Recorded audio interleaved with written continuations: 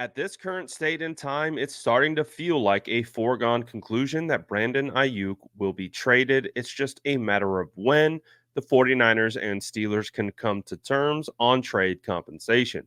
As we've heard up until this point, the Steelers have only been willing to give what appears to be picks. And I don't think the 49ers want that. They understand that if you ship off Brandon Ayuk for picks, it's an automatic L on the trade because that doesn't help you. All you've done is subtract an all pro player from your offense, and it doesn't provide any value. Yes, you could add some players in the coming years, but the 49ers are in a Super Bowl win now mode.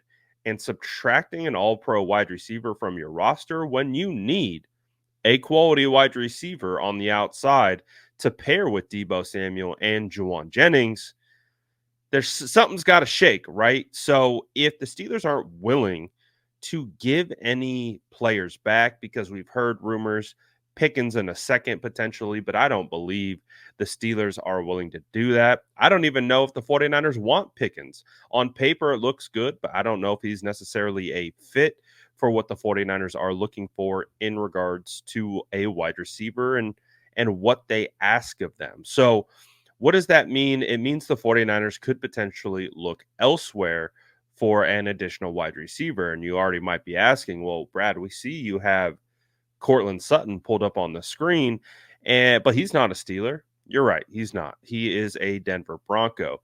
Now, just because the San Francisco 49ers could potentially execute a trade uh, with the Steelers for Brandon Ayuk, it doesn't mean they're done necessarily. They could pivot, potentially take whatever compensation they get from the Pittsburgh Steelers, and they could throw that at someone else. So it would feel more like you are trading BA for a player. It just comes in a roundabout way. So in regards to this, that's why I have Courtland Sutton on the screen, because I think he could be a viable option for the San Francisco 49ers. We know that Courtland Sutton has been rumored to be a part of trades. We know the Denver Broncos traded Jerry Jeudy. They are in a bit of a retool year. I mean, they're going into the season with what appears to be a backup quarterback. I think Jarrett Stidham will be starting, uh, but we shall see what is going to go on with the Denver Broncos. But this is an interesting situation because you are losing Brandon Ayuk, who is known for his insane route running abilities, deep speed, ability to stretch defenses. He's a tough, gritty player. And if you lose a player like that, it's a challenge to replace. So when we look at Courtland Sutton and what he brings to the table, he is older. He will be turning 29 kind of at the end of this year, but he is 6'4", 216 pounds.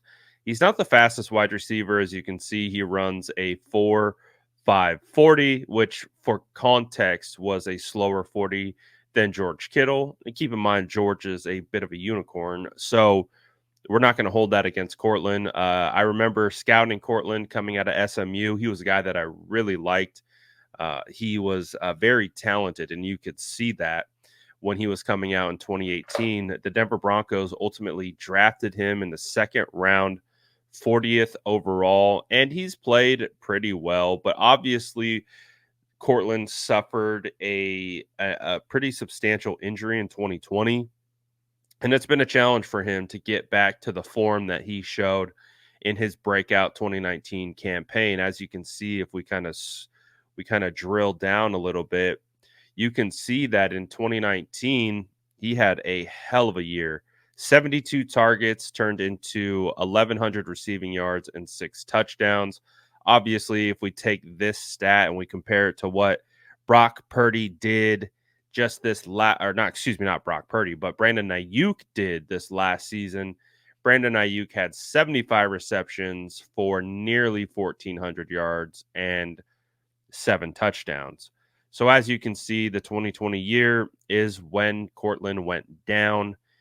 with the season-ending injury, and since then has been working his way back. You can see he's had healthy targets throughout his time with the Denver Broncos, and you could see what he's turned it into: 776 yards in 2021 and 2 touchdowns, 830 yards in 2022 with 2 touchdowns. But in 2023, he was able to rack up 10 touchdowns and 777 yards on only 59 receptions.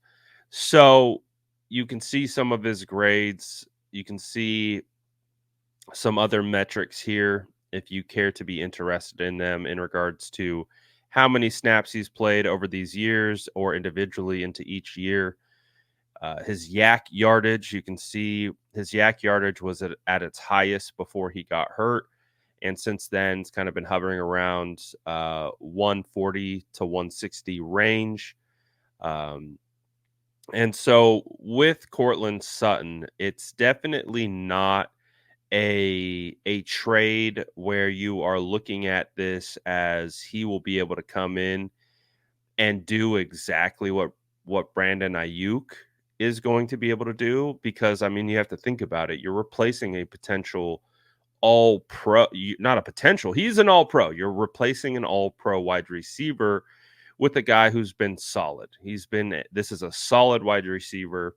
So they aren't comparable in the sense of where they are at in their careers, what they're capable of. However, Courtland Sutton, he is a quality wide receiver. So I'm curious to know what you guys think about this. Would you be interested in some kind of, shifting of assets around where Brandon Ayuk ultimately lands on the Steelers, but you are somehow able to get your hands on Courtland Sutton, and then your wide receiver core is effectively Debo Samuel, Jawan Jennings, Courtland Sutton. We know the 49ers just signed Robbie Chosen Anderson today. And then you have Chris Conley, Ronnie Bell. And all of a sudden, you have a stable of some pretty big bodied wide receivers. I mean, uh, Robbie Anderson's 6'3". He's not small. So you've got a bunch of big bodied wide receivers, which is a bit of a change. I think Brandon Ayuk's sitting around 6'1", but you you get a lot of size at wide receiver with this move. And again, I'm just posing it as to see if you would accept this outcome. If this would be something that you would be like, I could see that working potentially. I mean, obviously, I don't think any 49er fan, when we're looking at Brandon Ayuk's impact on the field, I don't think anyone rightfully wants Brandon Ayuk off the roster because of how he plays. Now, you might be fed up with these antics and how it's drawn has come together. But I think if we all objectively take a step back and we look at what Brandon Ayuk brings to the table, I think we all want BA on the field. But if that's not going to happen and you need to get a wide receiver in return, this would be an interesting option. So, again, I'm curious, what would you think of that? And do you think that is a realistic option? Let me know what you guys are thinking in the comments below. And as always, make sure to like and subscribe for more updates.